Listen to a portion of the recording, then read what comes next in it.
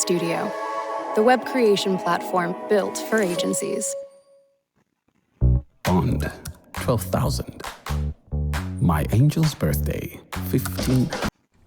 Man, what's up, everybody? Welcome back to another episode of EOS. Yo, bro.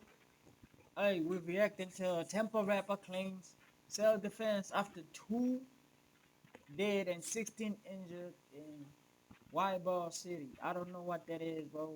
Yeah, let's go. It's 1090 Jake, man. I'm rocking with y'all rocking with me. And for this video, we're going to be speaking on a Tampa rapper who killed a 14-year-old, causing the worst mass shooting in the city's history. October 29th, 2023, it was 2:47 in the morning when Tampa police heard gunfire erupt on 7th Ave in Ybor City. Running to the scene, multiple victims were found up and down the street, with one laid out dead, another critical, and over a dozen more in agony as officers applied tourniquets and pressure while attempting to locate the shooter. That's when a young man approached officers, admitting to shooting his gun. He was identified as 22-year-old Tyrell Phillips, and as he turned himself in, officers removed a 10mm. Damn. Ice Spice looking at nigga, man. hey, bro. Glock 29 from his waistband, loaded with 11 rounds. Officers would conduct a post-Miranda interview with Tyrell, to which Tyrell said he was on 7th Ave with friends when he saw a female he recognized from middle school. He waved at her, and as he did so, he was approached by approximately 6 black males. He advised they were aggressive, and one of them took a fighting stance towards him as if he was going to attack. That's when another spit at him, but Tyrell didn't know if the spit actually hit him or not, and he couldn't hear what they were saying as the area was so loud. Later in the interview, and only when asked specifically if anyone else had guns, Tyrell described someone making a reaching movement to his waistband, to which he believed he was reaching for a firearm. Tyrell said the group continued to approach him and he was in fear, so he drew his own gun and fired. He stated he didn't fire at anyone specifically, but towards the entire group. Estimating he fired only 2 rounds, he ran from the scene, and as he ran, he could hear more gunfire erupt behind him. By now, law enforcement had an official count. 2 victims have been pronounced dead. So they were busting back, and 2 people dead. 2 people died, but he only shot 2 rounds. Something don't sound right, bro. Something don't sound right, my nigga. While 16 more remain injured, making this the worst mass shooting in Tampa's history. But this wasn't a targeted attack on innocent civilians. This was 2 hoods confronting each other in the middle of Tampa's most well-known tourist attraction and the heart of the city's nightlife. Videos too graphic for YouTube would make their way to social media, showing the chaotic aftermath of what took place. Hearing a 14-year-old's life was ended would leave many wondering how such a policed area like Ybor City could suffer a night like this. But video would also show what led up to the shooting. Officers would observe cell phone footage showing Tyrell wearing a mask in a verbal altercation with the other males. One of them could be seen with a red Bape hoodie, acting in an aggressive manner towards Tyrell. A cell phone would capture the moment the both of them reached for their waist, as Tyrell was able to pull his weapon first and fire.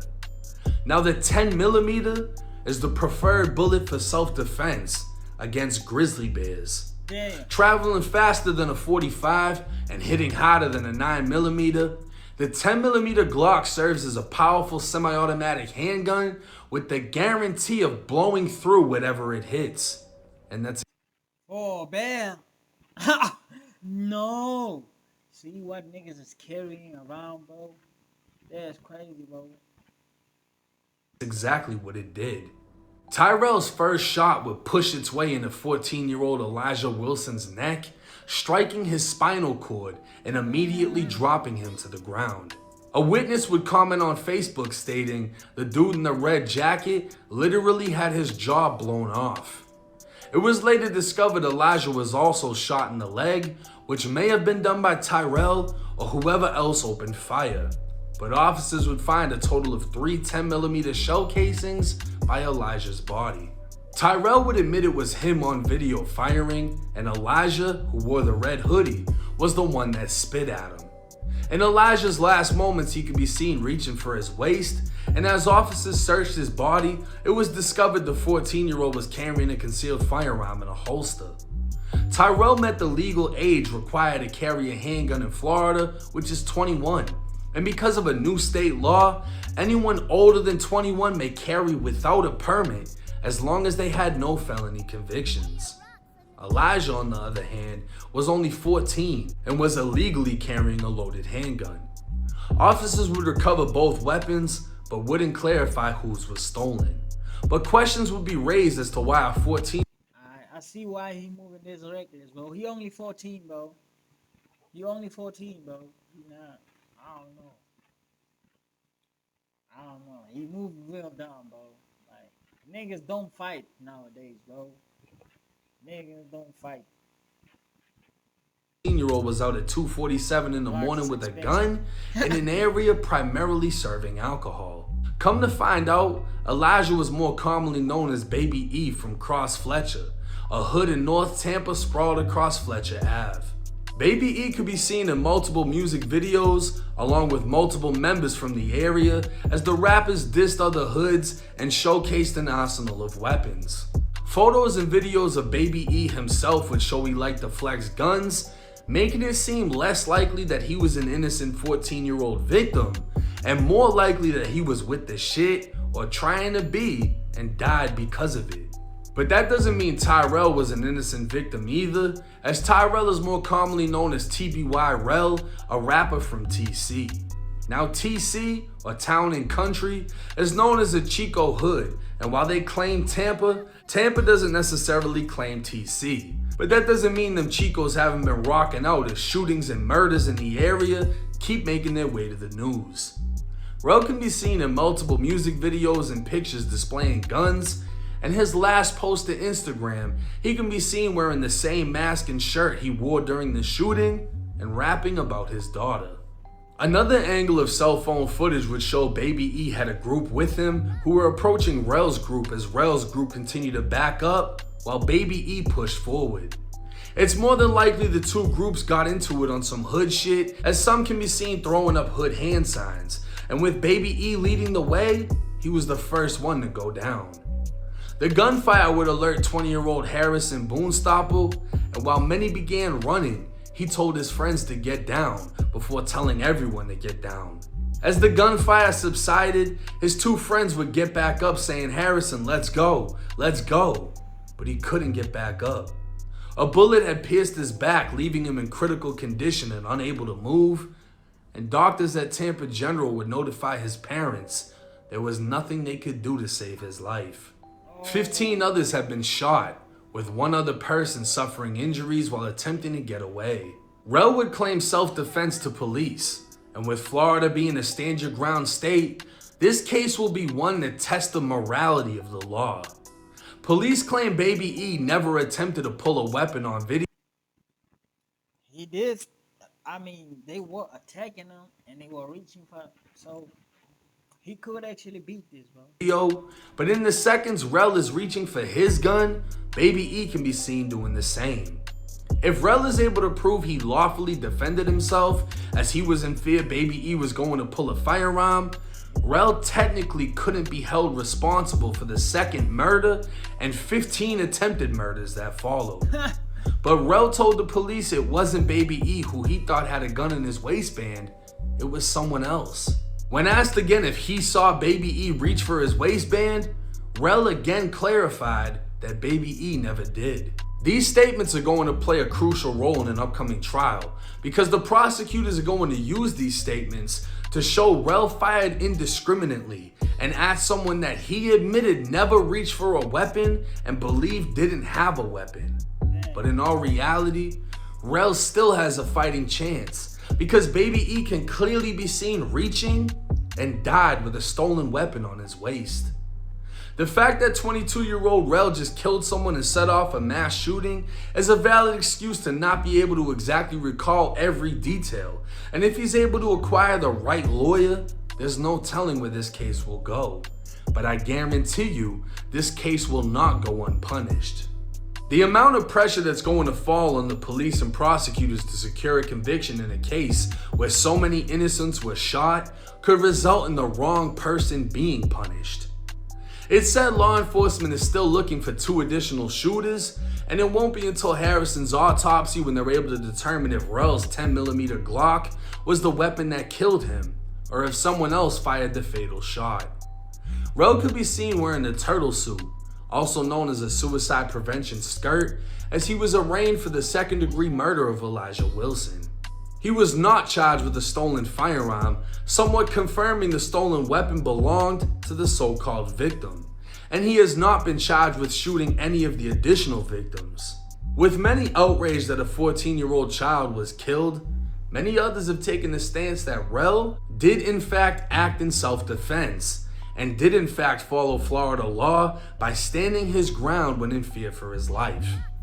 Rel himself was armed and being aggressively approached by a male the same size as him, so the victim's age is irrelevant.